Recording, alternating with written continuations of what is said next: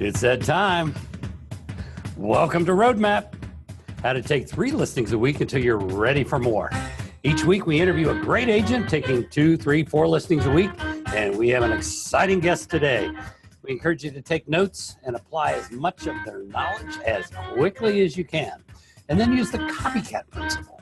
If you're watching on the Vulcan7 network or the Lead Gen Facebook group, you'll have an opportunity to ask questions during the broadcast. So get those questions in early, folks. Let me introduce my co-host from San Diego, Carly Hathaway. That's carlyhathaway.com. Hi, Carly. How's the real estate business? Hi, Ren. Hi, everybody. Thanks for joining us. The real estate business is amazing. There's not a lot on the market. Places are moving really quickly, so it's definitely a good time to be a listing agent. Got a beautiful home in San Diego, huh? Yes, lovely. All right, but today we're marketing all the area north of you, so. Right. But tomorrow is another day. Yes, so it before I is. introduce our guest today, I want to remind everybody that we are also simulcasting the show on the private Lead Gen group on Facebook. They have 48,000 members, so we have a large audience there today as well. And we'll be pausing for a commercial message during the show as a thank you to the Lead Gen folks. Let me welcome our guest today from all over Southern California, servicing Orange County, Irvine, areas around Los Angeles. If you think Southern California, call him. Bryan Casella. Welcome, Bryan. Ren, Carly, thank you for having me. It's going to be a great show. I'm excited to be here. I think what you guys are doing is great. I love what you have to offer. I love Vulcan7, so let's get into it. Great. Thank you so much for being here. I'm looking forward to this. I mean, here's a guy doing the best of all that knocking them out, calling people fearless, and doing a lot of video. And that's why we brought Storyteller. So all of our Vulcan7 people have the Storyteller video platform too. And we're going to learn today all the ways that being bold in prospecting and doing a little bit of video, or a lot of video in their case, is setting the world on fire in Southern California. So what's it like? What's the goal for this year in, say, units or GCI or both, to give people an idea, how things are rolling there? Well, the goal this year for the team, Ren and Carly, is 75 units, and we want to see if we can hit anywhere from 1.2 to about 1.3 in GCI. That's a great GCI. That's the nice thing about being in your area. You don't have to do 300. You don't have to do 300 transactions to get there. I know. I remember when I got my first check, I was like, "Whoa! I can't believe I made this much money from one sale." It was incredible. Yeah, Good. It's a great feeling. Good. So you say you and your team. So what does your team consist of? My team right now consists of myself, 3 agents. I just got a new one. One of them is a dedicated buyer's agent. The other 2, I'm actually training to be kind of like hybrids, doing listings and buyers, because I'm in the transition to where I believe in the next 12 to 18 months, I'll pretty much be out of it. And my team, I want it to be self-sustaining. As I do more video and other things outside of just real estate, I find myself being pulled more that way. So I really jumped onto the model that Gary Keller put out with the Millionaire Real Estate Agent. I thought that was interesting. And for me to get to that level, the initial period for me was a little bit more difficult because I'm such a perfectionist, like many of us, and I wanted everything done my way or it's the highway. And really getting the first person on the team, the part-time admin, then I brought my girlfriend on, Loida. It spiraled from there and it really blossomed. But the first step for me was so difficult because I didn't trust anybody else. I said, I have to do everything. It has to be done my way. And so that's kind of where I'm going with that. And my team continues to grow. And I think the next step for me would be to get a agent who speaks Mandarin, right? There's a huge Chinese market out here. And if I can tap into that, I really think my business would go up 25-30% like overnight. Yeah. Wow. Yeah. So you don't think you can learn Mandarin on your own? We'll get you Rosetta Stone or something like that. I wish I had the time. I really wish I had the time. Yeah. So do you feel like, bringing on the team and kind of letting go of a little bit of the responsibility and trusting people has really catapulted your business? Absolutely, because it's more than just real estate, right? We have to do that in life as well. You look at anybody who's created a big brand or a company like Apple, Amazon, you don't see the CEO sweeping the floors and taking in customer service calls, right? And I think it's something that we're not taught. We're brought up being taught that, okay, be a good employee. You have to do it on your own, work the 9 to 5. we're not taught this kind of entrepreneurial business mindset. And when I read that book, it really opened, like, whoa, I'm thinking about this completely the wrong way, because I can do the same amount of money, but work half as much, spend more time doing what I really want to do, and not be a slave to the job, which I believe a lot of people become. So you're getting this delegation thing figured out a little bit then. Yeah. And hence the leverage. Absolutely, leverage. There we go. That's the word. Mm-hmm. Yeah. So there are people that can do it as well as you. You've found them and you've got them in place. Yeah, absolutely. You know, I truly believe that you may not find people who are exactly on your level, but if you can find people and build them up to right below you, I think it's just as effective. Perfect. Right. Yeah. Now you have a boldness about one of the things you have a mindset and a boldness around.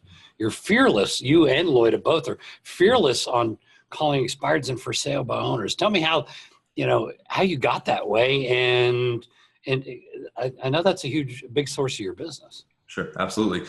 Well, initially when I got into the business, even in the pre-licensing portion, I started looking up stuff on YouTube. And of course, at that time, all I could find was Mike Ferry. So I started really watching his stuff. And I really vibe with Mike Ferry because we're similar in the sense that we're very blunt and we're just straight to the point. And he said, you know what, roll your sleeves up, stop being a little wuss and work, start calling expireds, FSBOs, start knocking on doors. And for me, it was, okay, I don't know any better. This guy seems successful. I'm just going to follow what he preaches, right? And then the same company that I joined, that Century 21 in Downey, Century 21 A Better Service, Nelson, who was the vice president at the time and a pretty big producer, he kind of took me under his wing and he said the same thing. He said, dude, show up here, be the first one to show up, last one to leave, make calls and make it happen. And through mentorship and studying other people who were already successful, it became apparent to me that that was the way to go to not only build skills, but to start feeding my pipeline quicker, sooner rather than later. Mm-hmm. And I started seeing some success with it, and it just blossomed from there once I started applying other systems and, growing my database and that kind of stuff. And I know how successful that's been for you because I saw your Lamborghini a couple of days ago, and that's just one of how many exotic cars do you have? Well, that's the only exotic. Luckily for my wallet and my bank account, I like more cars that aren't as expensive. But the Lamborghini was on my wall when I was a kid, and it was a great feeling to take that picture off the wall and look in the garage and see that I have that car. Good for you. That's amazing. That's incredible. It's quite something. You wouldn't have believed it, Carly. It was cool. I got a little tour of their operation on Friday, and wow, nice. What a car. Oh, fun. Good for you. Yeah. So you definitely built your business calling expired and calling for sale by owners. Is that what you're teaching these new agents that you're bringing on to be these kind of hybrid, like you said, listing buyers agents? All the training that I do for them is circled around those two things, right? Calling and door knocking. I believe that's the foundation that if a lot of agents went that route, they would build a skill set that would permeate through the rest of their business and their life. And I think people want to skip that. They want to go straight to doing Facebook leads and that kind of stuff, which is awesome. And we're doing it now. I mean, just in the last month alone, I think we've gotten 6 or 7 new buyers off Facebook and 2 or 3 new listing leads like this. Mm-hmm. But when you get on that call or you meet with that person, if you don't have the skill set, the know-how, the comfort, the confidence, your conversion rate is going to be really, really low. Mm-hmm. And I really predominantly have them cold calling and door knocking at least 3 or 4 hours a day. And the changes I see in these agents 3 or 4 weeks later is just incredible. And I believe it's unrivaled. You can't get it any other way besides the nitty gritty put in the work. Yeah. But we live in an age with this where everybody wants everything instantly. Mm-hmm. And I think it's kind of almost swept under the rug where they feel like, hey, it's not necessary. Just give me something quick. Give me something quick. But in the long run, flavor of the door knocking. I think it's essential that you really make them do the work. Yeah. Give us a flavor of what door knocking is like, because you've done it. You've got your team doing it. What does that look like? What are the components? And, what would they experience? How many would they have to hit? What kind of things are said? What kind of results do you see? How does that build? Well, it's something that you definitely have to do consistently, just like calling. What I love about the door knock is I get out of the office. I'm a high energy dude. So for me, it's great to burn some calories and get out there and smile and shake some hands. Mm-hmm. What I believe is a mistake that a lot of people make is they think when they door knock that suddenly someone's just going to be like, oh, hey, Bryan, thanks for showing up. I want to list my house. Come on in. I'll pay you 10% commission. And that's not the way it works. Even if you're door knocking expireds and for sale by owners, it's still going to take time. your conversion rate may be much lower than random doors. But my focus was always, yeah, I want the now business, but at the same time, I'm going to collect people's information. And I was getting 2, 3, 4, 5, 6, sometimes up to 8 or 9 phone numbers and emails every day. And I built this huge database, right? Nice. And not only was I doing it with homeowners, I was actually going to businesses too and shooting little videos with them and saying, hey, Mr. Business Owner, I love your restaurant. I've been coming here for a year. Can I do a quick video and promote it to everybody that I know and on my Facebook and YouTube about your business? What realtor's doing that? They're like, oh, absolutely. Then I would send them a link to the video and they're like forever indebted. Like, oh my God, I had 3 people come in last week because of your video. This is awesome. So my focus was not just the now business, but feeding my future pipeline. And I saw that explode after about a year to year and a half. Nice. So you're really building a database along the way. That is great. And then how are you guys managing the database? Well, we use a combination of the Keller Williams e-edge system, and we also have Constant Contact as well that we also send emails with, which we're doing weekly. We send an email every week. Okay, so they're getting an email every week, your database. Yes. They get an email every, what else do they get? Video from you? Let's see, we do, out of those 4 emails, one of them will be a video, right? So one of them will be a video email. Out of the 4, they're also getting, we have 2 teams, an A team and a B team. The A team, they get a phone call and text message every month. So we split that up every 2 weeks. The B team is quarterly. So every 6 weeks, they'll receive a call and then 6 weeks later, a text. And we also do 1 mail branded piece a month. Okay. And these calls and emails and videos, what do they consist of? Well, the video is usually either a market update, a video we did about a featured listing, or some kind of new information that we have, whether one program changed for lending or maybe a new seller's program, something informative to kind of be a little bit different. Because I know a lot of the people that are sending emails, it's the canned company email, which there's nothing wrong with. I just feel like you have to throw in some variety just to spike people's attention because they're getting bombarded all the time. And for the text as well, if we do 12 texts a year to that A team, half of them are actually a video text. Oh, cool. Okay. Yeah. So we alternate regular text, video text, regular text, video text. It's really cool. Awesome. Yeah. So let me ask you this. So you're doing your team's doing the door knocking, you're doing the calls. Are you guys on a regimented schedule? Like Monday, Tuesday, Wednesdays, you're doing this, or can you kind of walk us through what your daily and weekly routine looks like?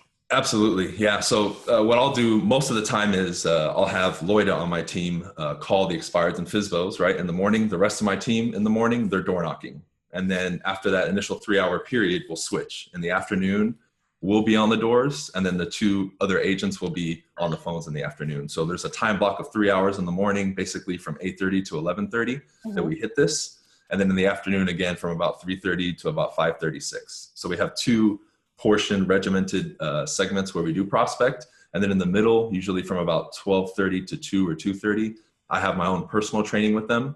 And I also have everybody role playing on their own with a set partner from 7:30 to 8. That role play is important then. What was that, Ren? The role play is an important piece then.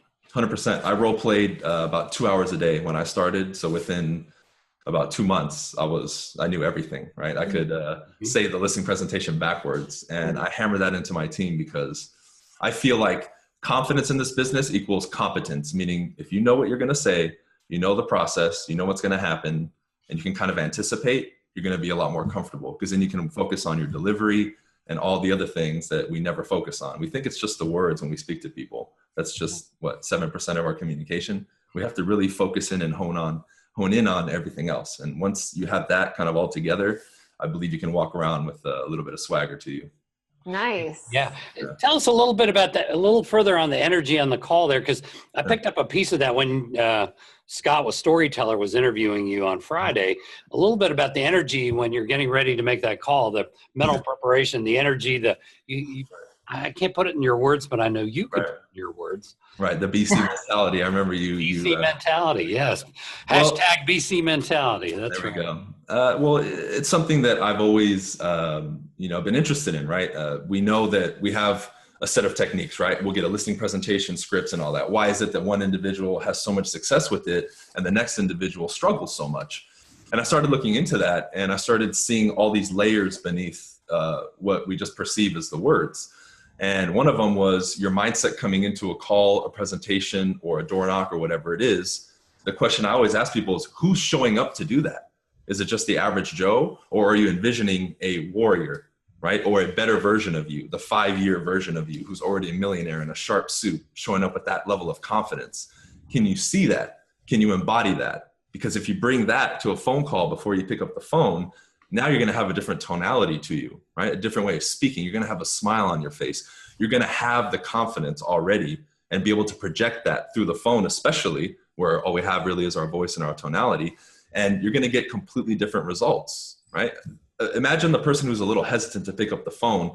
They're almost asking permission and kind of apologizing when they're calling people. Mm-hmm. That's going to come across in your tone. Versus the other guy who's like, you know what? I'm here to help somebody. I'm the best one to help him. Picks up the phone.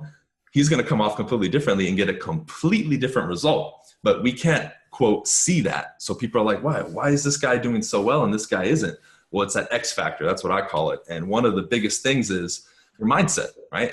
But we don't put any time into that. Everyone's just like, oh, I don't want to hear that. Just teach me the script. It's like, well, I could give you the scripts on a silver platter, but if you're not delivering it from the right place mentally, you're not going to get the same result or anywhere near what you could possibly get. I think this is one of the number one challenges that a lot of our customers have. Tell them, like, hey, I remember what you said when you were being interviewed by Storyteller, the piece about standing in front of the mirror. Yeah. Remember that? One, huh? Yeah. Well, okay, for everybody watching, I challenge you, right? This is what I said on the video. I said, I challenge you to go look in the mirror and then share. You don't have to share it right here, but think to yourself, what do you think immediately when you look into the mirror? Is it you're pointing out your flaws, or can you actually look at what's in front of you in the mirror, smile and appreciate what's in front of you, right? Something so simple, yet that permeates into every other area of your life. If you look at yourself in the mirror, you cannot smile or look at yourself confidently and proudly and say, man, I'm proud of you. Oh, you're a go-getter. You're doing this, you're doing that. And you don't appreciate yourself. How can you expect somebody else to appreciate you if you don't appreciate yourself? It starts and it ends with you, with self, all the time. That is why I can pick up a camera and record myself like this without a problem and put it out to the world, because I appreciate the person in front of the mirror and behind the camera. I know who that individual is. I know what he's doing every single day. He's earning his keep. He's working hard. He represents change, a force, power, great communication, inspiration, whatever you want to call it. And I embody that, right? Mm-hmm. Now, the other person who's having a little bit of trouble with the camera, I recommend that they do that exercise. I guarantee you're going to be pointing out your flaws. Oh man, one of my eyebrows is a little bit longer than the other. Oh, I don't like this tooth. Oh man, I'm gaining weight. You have to accept where you are, first and foremost. Mm-hmm. Change can be had, right? We always hear about people going to Alcoholics Anonymous. What's the first exercise? You accept the fact that you're an alcoholic. Then from there, the change can begin. And I think a lot of people want to avoid the mindset stuff when I truly believe it's the foundation for you to really have success. And it requires people to confront their insecurities, which is probably one of the biggest fears and struggles for a lot of people. And I think that's where we have to focus in on. That's what I did with my new guy. And within 3-4 weeks, he's already a completely different person. It's crazy. That's amazing. It's fun to watch you mentor your folks there. Yeah. If a lot of people watching right now are like, gosh, I want more of that. How do they reach you? Whether they have a referral for your area or they want to learn more about BC mentality or whatever it may be, what's the best way for them to reach you? Best way would be to either contact me on Facebook or just email me. My email to the team is teambcsold@gmail.com. Okay. We check all those emails, whether it's me or somebody else. And if it's directed towards me, I'll make sure that I read it. I do my very best to read all of them. So that would be the best way. Or they can look on Facebook. And if they wanted to see other things that you have out there, that's okay. I just want to make sure we cover every way you want them to find you. Absolutely. Yeah. Everything. I'm everywhere. If you look on Snapchat, Instagram, Facebook, YouTube, Twitter, I'm also in Ren City. I'm in Carly City. I'm everywhere. You'll see. Nice. So I love your confidence. I love the attitude, the mindset that you have. I think it definitely does translate through the phone and through videos for sure. And it makes people confident in you. So let me ask you this. What kept you going in the beginning? Why did you keep pushing? Why did you keep calling? Why did you, how did you get to where you are? Why didn't you just go get a 9-to-5 and relax? Great question, Carly. I think Anthony Robbins calls it being sick of your sickness, right? Mm. And I had just come off a basketball career. Because of injuries, I stopped playing. I was about 24, 25, and I was lost.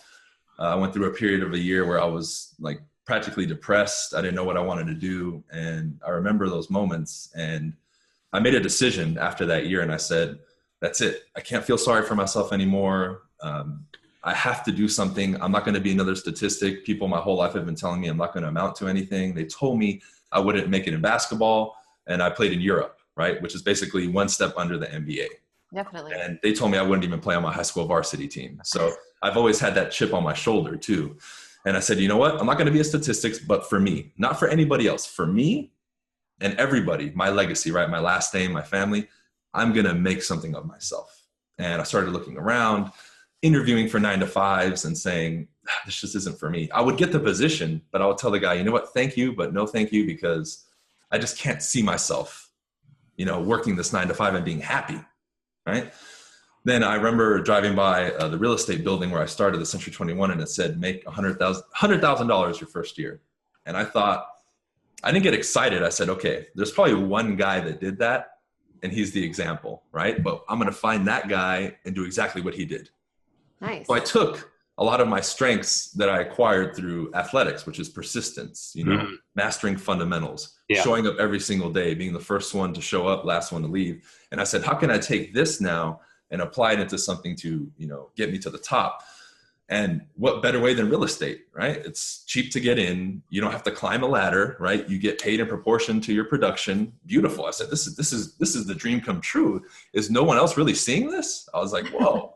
So I go and I see how the average agent is so, for lack of better words, lazy. And I said, I'm going to kill it here. I walked up to the front of my original office. I said, excuse me, everybody, you see this top 10 list? I'm going to be on this by the end of the year. Watch me.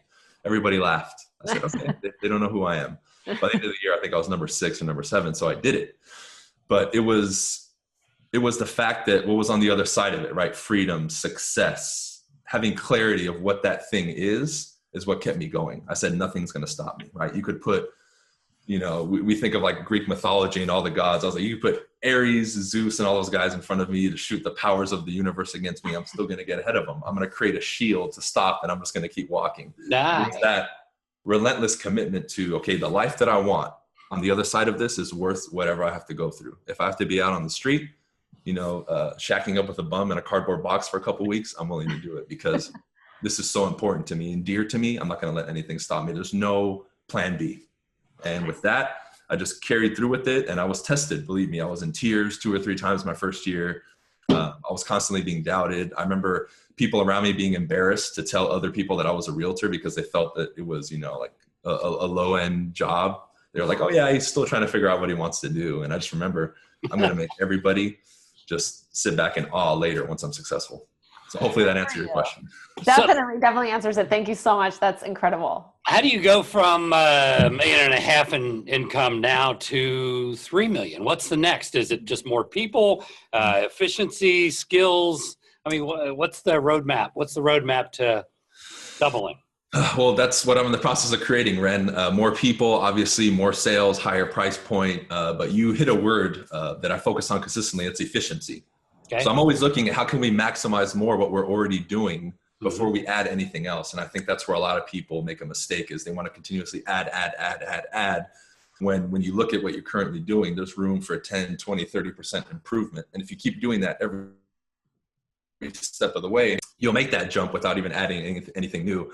The addition of Facebook, I believe over the next 6 months, will add a huge, huge spike to our business. I mean, we probably have, like I said, 3 or 4 sellers we're about to list right now, and 7 or 8 active buyers that are about to hit the team, all minimum price point, 600, all the way up to 3 or 4 million. So that's going to happen very soon. Yeah, there's a lot of luxury there. You could really go wild. There's some questions. Let's look at some of the Q&A. Neil is trying to get a better idea of around the door knocking. Are you taking business cards, flyers, or anything, or providing local data to get a conversation going, or what is that process? From what I hear, you're asking them a lot of questions and getting contact information. Yeah, developing a relationship. Absolutely. There's 2 ways we can look at this. Neil, you said, is the person who asked the question. Mm-hmm. Yes. Okay. Neil. Hey, Neil. When I started, because I was just, monkey see, monkey do, I took business cards with me, right? Mm-hmm. But after a while, I realized, okay, a lot of people are not ready now. I need to figure out something more long-term. So what I did was, and this tactic will help you tremendously, because it gives you the element of plausible deniability, okay? I would take one flyer with me with market data, and in the end, a lot of people would want a copy. I'm like, you know what? This is my last copy. Here, let me email it to you. What's your best email? Oh, that's smart. Yeah. I'd get their email, and then since they're already we all know the second sale is easier than the first one. So I'd say, you know what? What's your number, just in case? Okay. Now, if you want to take it a step further, when you ask for the number, depending on what area you're in, the area code. Start the area code, and then be quiet and watch how they finish it. You're assuming the sale. So it's 626. I love it. And they do it, right? Nice. So understanding a few basic principles in sales and psychology, and then adding on plausible deniability and all these things, you really make a strong case to be successful. Love that. Yeah. Now there's a little strategy to put in the list. That's for sure. Yeah. Start the area code and say, just keep going. I did that with Ren at the party. He didn't even notice. Oh, really? You got his number? I got you, Ren. I got you. And it worked. Yeah, you did do that. That is right. You didn't even know. Yeah, he had his phone out. I'm just going to text you, and then rolled it and started the number, and fantastic. Yeah. Good deal. Yeah. So, do we have any other questions? No? I don't have any other questions on here. We had that happen once before, where everybody's just so absorbed there. Do we have time for a quick role play? We could. Yeah. Maybe he's at the door. How are you marketing Facebook? That's Nadine wants to know how you're marketing Facebook. Well, what we did was we linked up with this company called Agent Leads University, and we'll create a little boosted post for you. They know all the verbiage, and they create basically for lack of a better word, a funnel to get people to click, and then it gives you their information. And from that point, we get texted their information, their name, their phone number, their email, and all that stuff. And what people think, though, is they believe that everybody's going to be ready now, just like when you call or door knock, but it's going to take time. We've been doing it for 3 months now, and we're now seeing a wave. But the first 2 months, we didn't get anybody who was ready now. I think we got one person who just happened to be ready, and we listed their home and sold it. But the majority is going to require follow-up, and it's a great way to add more people to our database. I think now in the database, we're well over 1,100 or 1,200 people. Nice. And we're getting a ton of business from that. And all in the lead follow-up there, most of it. Yeah, not everybody's ready to go the first second. Absolutely. And then the fact that I'm also doing stuff on social media and video, when now people see the account associated with it, there's even more credibility because they see all the following it has, all the posts, all the videos. They see the team, the pictures, and they're like, okay. To me, it seems like it's created so much more credibility that when we get them on the phone, there's a lot less resistance than if we were just some random new business Facebook page with no picture that's just doing a boosted post, Yeah. Mayron wants to know, and a lot of people struggle with this. They're calling expireds, fresh expired, and they're calling and getting a lot of negative feedback. You're the 5th or 6th agent to call me. How do you stand out and get past the intro? That's probably the number one challenge a lot of people have. 42 people call, but sometimes it's the same 3, 4, 5 agents that get through each time. And it's the same 35 that don't get through. How do you be one of the 4, 5, or 6 that get through every time?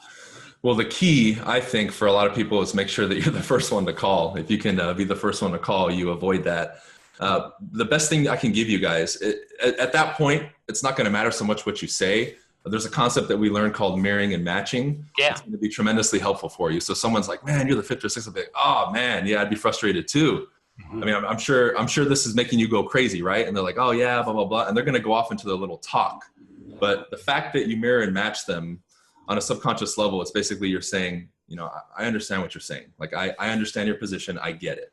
Right. So what I do normally is I'll mirror and match and say, look, I don't want to waste your time. I only have a minute too, then I got to hop on another call. And then I might ask them 1 or 2 questions to see if I can keep going. Right. But what I do is I try to interrupt their pattern. They're already complaining about it. Right. So I'm gonna say, look, how did you expect this to happen versus what actually happened? Or what were your expectations coming in? And how does that compare to what just happened? And they're going to be like, huh? Because what are other agents trying to do? They're just trying to go for the close or follow the script. I want to throw a curveball at them to get them to think for a second. Now, does it always work? No. But I would just come up with questions or dialogues that will get them off of complaining. Because at that moment, they're complaining with every right to do so. I would be too if I was getting my phone blown up. I'd be like, dude, why are you calling me? Mm-hmm. Absolutely. So you have to, you got to get a little creative there. And those are 2 or 3 really good ideas that could help her out into making that happen. Right. Understanding. From Facebook, Maria Rivera wants to know, some of the different sources of your business. Obviously, expires for sale by owners, database, your database that you've been building up, door knocking, Facebook, and YouTube. I know very well, and a lot of video sources. What else? Any other? Yeah, we get a ton of referrals, and we give out a ton of referrals from social media for sure. We received, like I told you last month, 3 that we closed, and we gave out 3 that have already been listed and closed too. That's a lot of referral business. Yeah, just referral business is crazy. I would say another big one for us, another 2 big ones, is absentee owners are huge, right? We call them a lot, and we get a ton of business from them. We just listed one 3 days ago, 4 units here in LA. Absentee owner, straight up cold call. We called him a month ago, and we already listed him. Crazy. That's a good point. So you're seeking out you're going through the tax records, seeking out the owner who is out of town, contacting that owner, which is a much better. It's just the odds of getting business with that is huge. Absolutely, because that conversation, Ren, is not so much emotional as it is logical, right? Yes. And I can present a very airtight, logical case faced with this market, especially. So if they're on the fence, a lot more likely for them to say yes, right? And I'm not in this battle between maybe husband and wife or this emotional thing about, I'm so attached to my house. I might even say, look, if you're not interested in selling, have you considered doing an exchange into a property that gives you more cash flow? Well, what do you mean? Boom, that's another conversation, right? So understand that with these people, it's all about the numbers most of the time. There's no or very little emotion, and you can create a lot more opportunities from it because this guy's doing an exchange with us. So we're getting 2 deals from it. Well, and the biggest piece is, okay, so they own the house in Orange County, but they live in Dallas. You're the only one from there talking to them. If they lived in Orange County, they see real estate agents all over the place. They're surrounded by, but it's just you, and they're in Dallas, and they're like, what's the market like? You're their liaison. You're their one liaison, if 1 or 2. And so the odds go way up to work absentee. Absentee is a little gold mine, and people aren't taking advantage of that. And they should. Absolutely. Yeah. And then I would say the next one under that is probably just a straight up old school, just listed, just sold. That's really, really good for us. It's very rare that we put up a listing and not at least get a buyer or another transaction from that one listing because of doing an open house event and then calling and door knocking around it, sending it to our database. I mean, we just generate so much more buzz and contacts and leads from it that it really just, opens so many more doors for us. Maria Rivera is can you touch on your value proposition to a for sale by owner who, they don't think they think they're saving some money? What is that value proposition that you do to a for sale by owner? Well, what I've been noticing lately is everybody wants to focus on the bottom line for them. And when you first talk to a for sale by owner, their logical mind is shut off to you, right? They already look at you as a nuisance. And even if you want to, what people will do, I think in sales is called front loading. You're just saying, 93% of the time FSBOs don't sell. Well, 7% of the ones that do sell on their own, half of them sell to somebody they know. You're front loading with too much fact. They're not hearing it, right? They still have you shut off until they're open for you to influence them. They're not going to listen to you. So what I focus on a lot of times now initially is peace of mind. You've been getting 20 calls a day, Mr. FSBO. How has that affected your day, whether negatively or positively? Okay, cool. Now with that free time that you could get back from hiring an agent, what would you do with it? See, I'm already talking about that. Right? I don't just talk about that, but again, what is that? That's a pattern interrupt and a curveball because nobody's talking about that. They're like, you know what? List with me. I can net you more. And that's all great. That's fair. In the end, in the closing portion, that's a great line, but up front, that's not going to get you anywhere. Yeah. You need to understand the difference, right? Because they're probably going crazy and you come along and say, hey, I take the agony away and you can enjoy yourself. Absolutely. Yeah. One of the things that I learned, because I've studied a lot of NLP and hypnosis too, in the mind, there's something called the critical factor. And when that's activated, which FSBOs have activated 24/7, you can't influence somebody. They're shut off because they're resisting you. But real estate agents don't see that, and they just keep trying to hammer them and hammer them and hammer them. That doesn't work. That's why if you're the sixth one to call that FSBO that day, they're like, ugh, and they hang up on you and they won't even talk to you. I know. You got to call them back. This has been amazing. And everybody, you can type in Google, type Bryan Casella, and find him in many places. Start getting connected. He and Loida are doing some amazing things. And, it could be a good connection for a referral, to do business, to learn something. So thanks again so much, Bryan. This has been a real treat. And can we do it again in the fall? Absolutely. We can do it again tomorrow if you want. I appreciate it. Well, when you buy that next fancy car, that Lamborghini was something. Oh my God, you wouldn't have believed it. But anyway, I have to do our little thank you to the Facebook group. If you're watching on Vulcan7 and want to get involved with lead gen with 48,000 members, they are at facebook.com/groups/got objections. And I want to thank Aaron Wittenstein, who runs it. He runs a program called expiredmasteryelite.com. And finally, if you're watching on Facebook and you're not yet involved with us, Vulcan7, make sure to sign up at vulcan7.com/lead gen for a very special deal.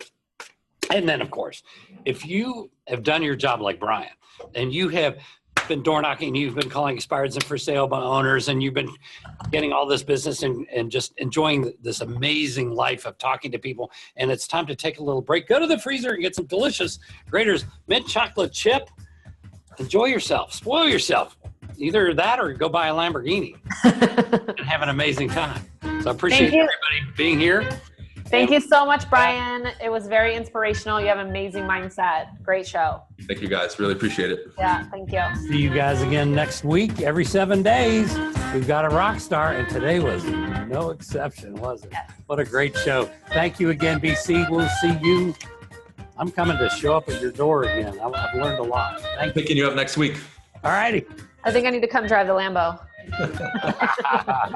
Yeah, Carly, you're not too far away. You can show up. No. Get up there this afternoon pretty easily. Yep. Bye, guys. Thank you. Thanks, everybody. See you again next week.